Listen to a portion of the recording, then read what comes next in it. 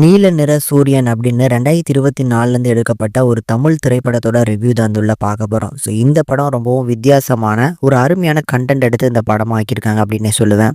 இப்போ இந்த படம் வந்து நம்ம ஆகா தமிழ்ல வந்து வெளிவந்திருக்கு. ஸோ மறக்காம ஒரு செக் அவுட் பண்ணி பாருங்க. சரி, அப்படி என்ன அருமையான கண்டென்ட் கதை என்ன அப்படின்னு கேட்டிங்கன்னா, ஸோ படத்துல இருக்கக்கூடிய நம்ம ஹீரோ பேர் வந்து அரவிந்த். இவர் வந்து ஒரு ஸ்கூல் டீச்சரா வேலை பார்த்துட்டு இருக்காரு. ஸ்கூல் டீச்சரா வேலை பார்த்துட்டு இருக்கக்கூடிய நம்ம அரவிந்த் வந்து ஒரு கட்டத்துல வந்து ஒரு பெண்ணா மாறி அந்த ஸ்கூலுக்கு திருப்பி வேலைக்கு போக ஆசைப்படுறாரு. ஸோ இவர் வந்து ஆண்ல இருந்து பெண்ணா மாறினதுக்கு அப்புறம் இந்த சமுதாயம் அவங்கள எப்படி ட்ரீட் பண்ணுது, ஸோ ஸ்கூல்ல இருக்கக்கூடிய ஒவ்வொருத்தரும் எப்படி ட்ரீட் பண்றாங்க, அவங்களோட ஃபேமிலியில எல்லாருமே ஏத்துக்கிட்டாங்களா, இதுதான் வந்து பார்த்தீங்கன்னா அந்த படத்தோட மெயின் கண்டென்ட்டா எடுத்திருக்காங்க.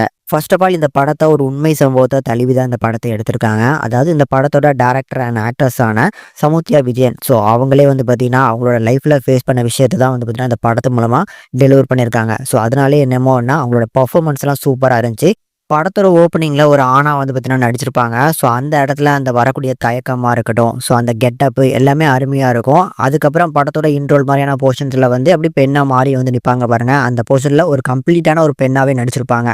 ஸோ அந்த பெண்ணா மாறினதுக்கு அப்புறமும் ஸோ சமுதாயத்துல வந்து அந்த தைரியம் வரணும் பார்த்தீங்களா, அந்த இடத்துலயுமே பெர்ஃபார்மன்ஸ் சூப்பரா பண்ணியிருப்பாங்க. அந்த தயக்கத்தோட ஒரு பேசுறது. ஸோ இந்த மாதிரியான இடங்கள்ல அவங்களோட பெர்ஃபார்மன்ஸ் பயங்கரமா இருந்துச்சு. இதுக்கப்புறம் இதே ஸ்டோரியில வந்து இன்னொரு ஸ்கூல் பையனோட ஸ்டோரியும் ஓடும். ஸோ அந்த பையனை வந்து பார்த்தீங்கன்னா அவனுக்குள்ள இந்த மாதிரியான உணர்ச்சிகள் அப்பவுமே வந்து ஏற்படும்.